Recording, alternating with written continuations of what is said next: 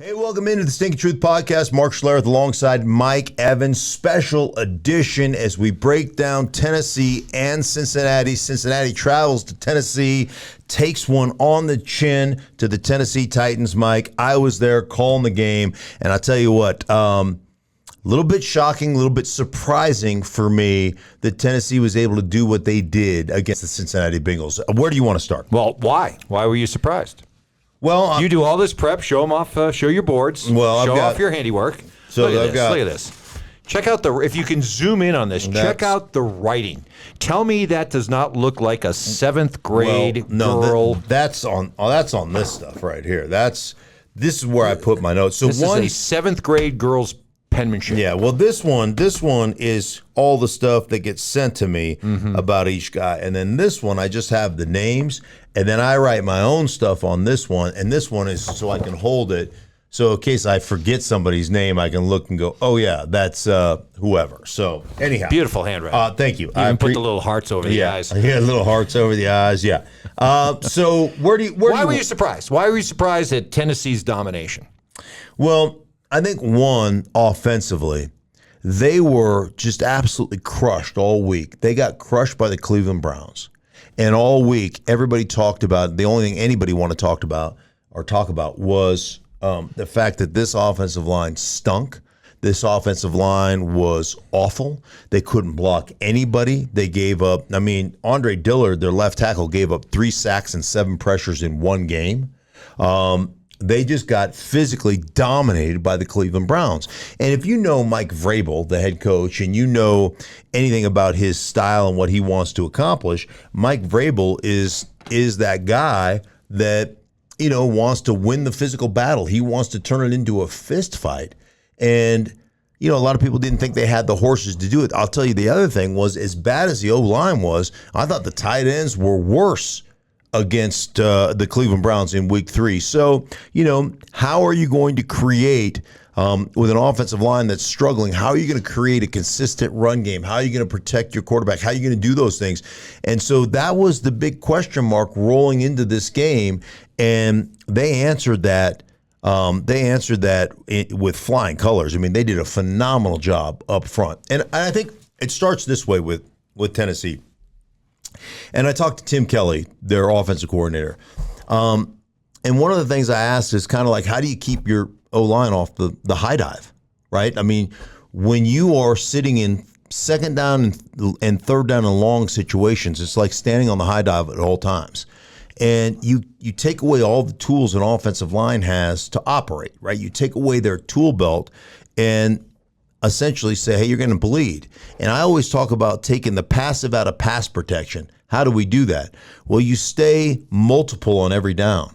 So that was one of the keys to them is we have to stay multiple. So we have to stay in situations, even if it's second down and 7, we've got to have a great nickel run package. Third down and 4-, we've got to be able to convert running the football in those situations. First down, we've got to be able to throw the ball, not only play action, but maybe some drop back when they're not expecting drop back. So stay multiple on every single down and make them play everything. Make them play pass. Make them play run play action. Make them play, run game. Make them play drop back. Make them play the boot keep game. Make them play all those things so that you have to play the game honestly as a defense. And I thought Tennessee did a great job with that. The other thing was, and I explained this on the broadcast, everybody wants to get enamored or everybody wants to get focused on yards per carry.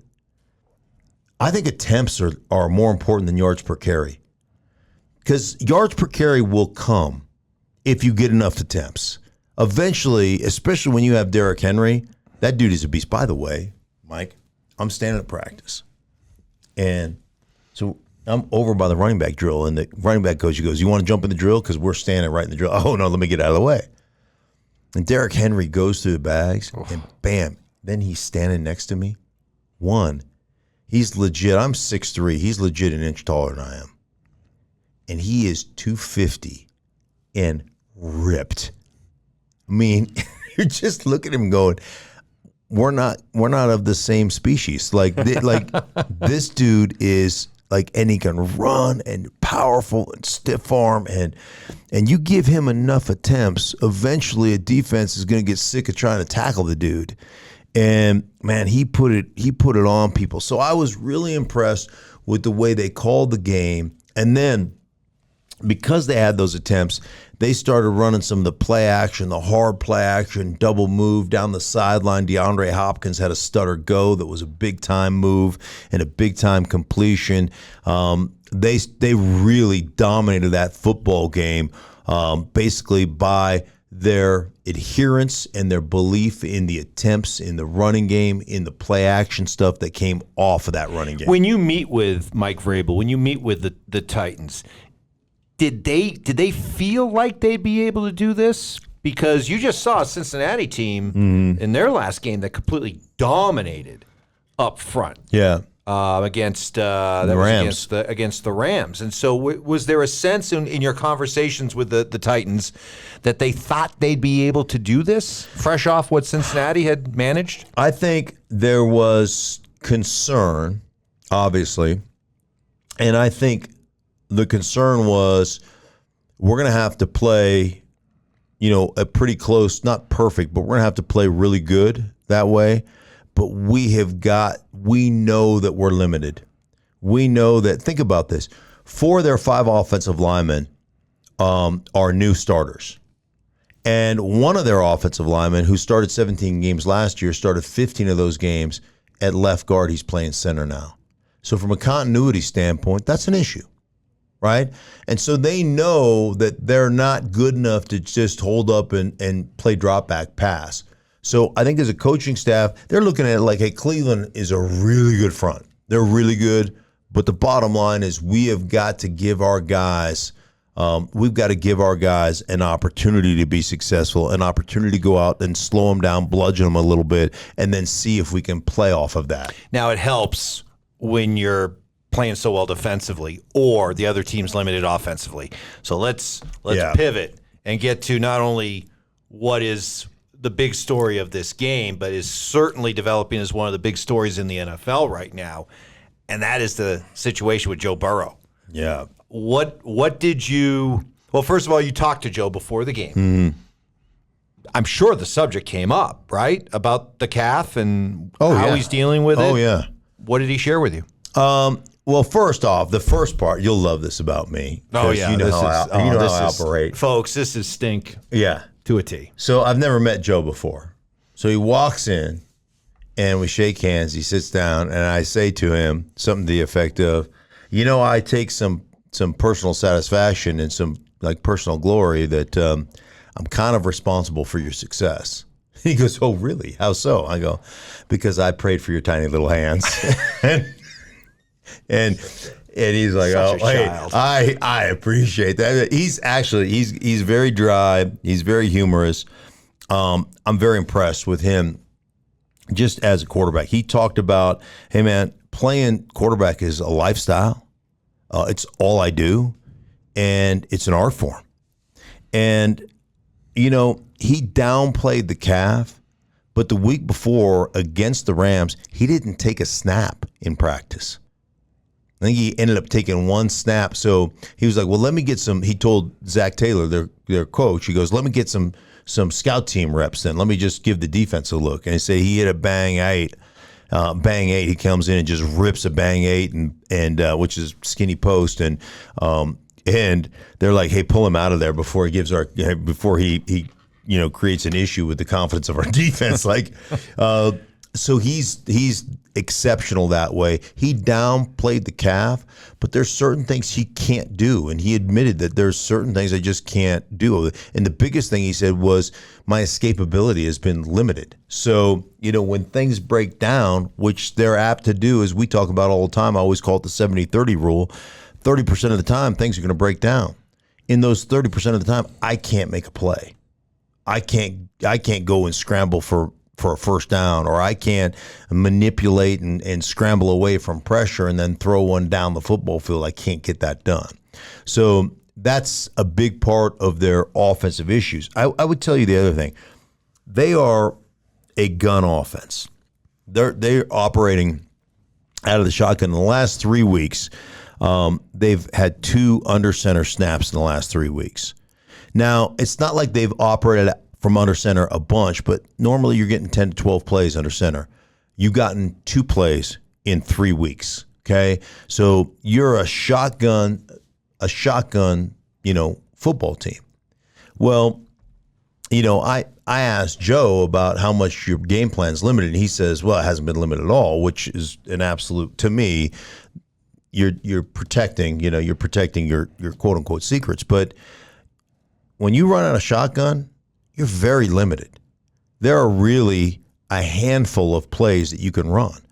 Like I would say your basic run offense has been squeezed by about 30%. Right? So that's part of it.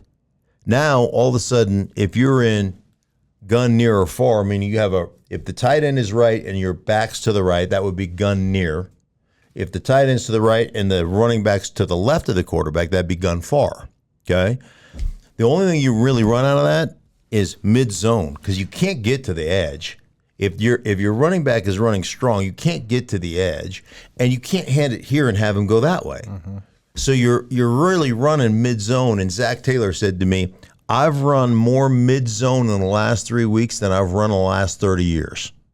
That's how limited our run game is. So this is an acknowledgement of how limited Joe Burrow is. Yeah, and limited how you have to limit your playbook. Right. He said I had to take a play out.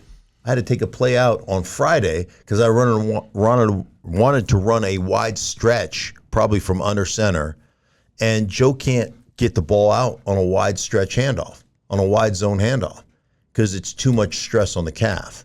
So he's playing hurt. His toughness is unquestioned. His leadership is unquestioned.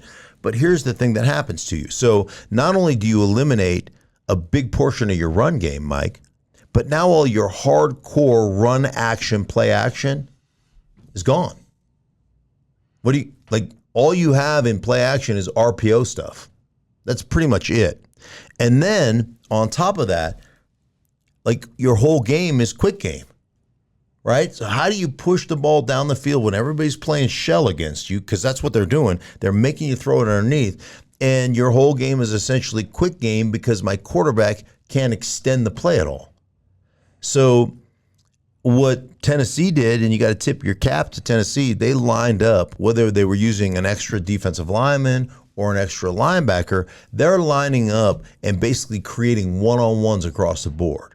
So they're saying, hey, man, we're going to walk a linebacker up and walk him up over the guard. So now you have to go man, mingo, man, right? I got this guy. You got that guy. And they're getting Jeffrey Simmons, one of the best players in the National Football League, locked up, head up over a center. And they're saying, if you can't complete the quick game, if you don't throw the bubble screen, we're going to get to you before you can make a throw. And so then you couple that with coverage, like, hey, do we press a guy? Do we get in a throwing lane? How do we do that? And so now all of a sudden, offensively, you're even more limited because you can't extend plays and you don't feel comfortable because you're not blocking them up of throwing a real drop back that has a hitch or two. So they're exceptionally limited in multiple facets, and that's gonna be that's why they're 1-3 right now. So what do? You're 1-3, and you're limited on offense. Right. And this is your franchise. This is your $250 million guy. Right. What do you do? Did you come away from this game? Because this to me is everything. If you're a Bengals fan, can you manage this? Can you make this work somehow for the rest of the season, or do you have to shut them down for a while? I would have probably shut them down before they played the Rams. Their thought is we're going to manage him and see if we can throw our way out of this thing. But, I would say this. Think about, all the times you see the fake handoff from under center, the boot keep out the backside, easy progression 1, 2, and 3 for your quarterback and all that stuff. All that's gone. You can't run it because he can't explode out of there and protect himself. All of a sudden, you've got that quarterback holding that edge, and all those edge players can't constrict on the running back if you hand the ball off. It's gone because you can't run a fake boot. They're just very limited on what they can and can't run. And that's what is totally affecting the Cincinnati Bengals right now. So you got Cardinals, Seahawks next 2 weeks, then you got a bye.